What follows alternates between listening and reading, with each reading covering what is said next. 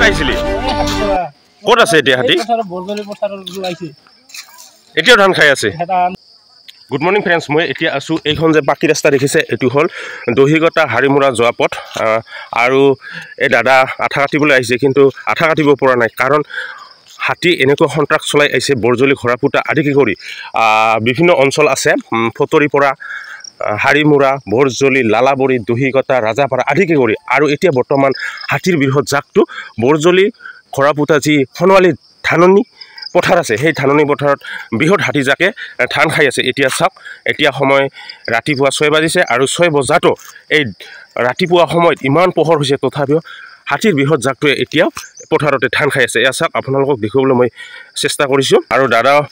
মানে ৰবাৰ কাটিবলৈ আহিছিল কিন্তু কাটিব পৰা অৱস্থাত নাই হাতী কোন দিশত গতি কৰে ক'ব পৰা নাযায় সেইবাবে দাদা কিয় আঠা আজি নাকাটে নেকি হাতীৰ ভয়তে কাটিব পৰা নাই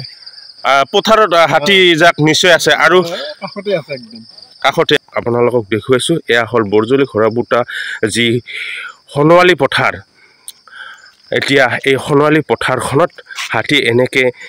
ধান খাই আছে আৰু খেতিয়কে এতিয়া মূৰে কপালে হাত থৈ কান্দিব লগা হৈ পৰিছে এয়া চাওক হাতী এতিয়াও দিন দুপৰতে ৰাতিপুৱাৰ ভাগত হাতীয়ে বৃহৎ জাকটোৱে ধান খাই আছে এয়া চাওক আপোনালোকক দেখুৱাই আছোঁ বাইদেউ হাতী জাক ক'ত গ'ল পথাৰত যে ধান খাই আছিল এটা আৰু জাকটো ক'ত গ'ল হাতী জাক জংঘলত গ'ল যদি ঘৰাপুতাৰ যি সোণোৱালী পথাৰত ধান খাই আছিল বৰ্তমান হাতী জাকটো জংঘলত যোৱাৰ কাৰণে চেষ্টা কৰিছে এয়া হাৰিমুৰা দহিকটা যোৱা পকীপথ পাৰ হৈছে এয়া হাতীৰ বৃহৎ জাকটো আপোনালোকক দেখুৱাই আছোঁ চাওক এয়া চাওক বৃহৎ হাতী জাক আৰু এনেদৰে বৰজলি ঘৰাপুতাৰ যি সংৰক্ষিত বনাঞ্চল আছে সেই বনাঞ্চলত বৰ্তমান হাতীৰ জাকটো গতি কৰিছে এয়া চাওক আপোনালোকক দেখুৱাই আছোঁ সেইটো সহকাৰে এয়া চাওক এয়া বৰজলি ঘৰাপুতা যি সংৰক্ষিত বনাঞ্চল আছে সেই বনাঞ্চলত বৃহৎ হাতীৰ জাকটো গতি কৰিছে আৰু ইয়াতে অৱস্থান গ্ৰহণ কৰিব এয়া চাওক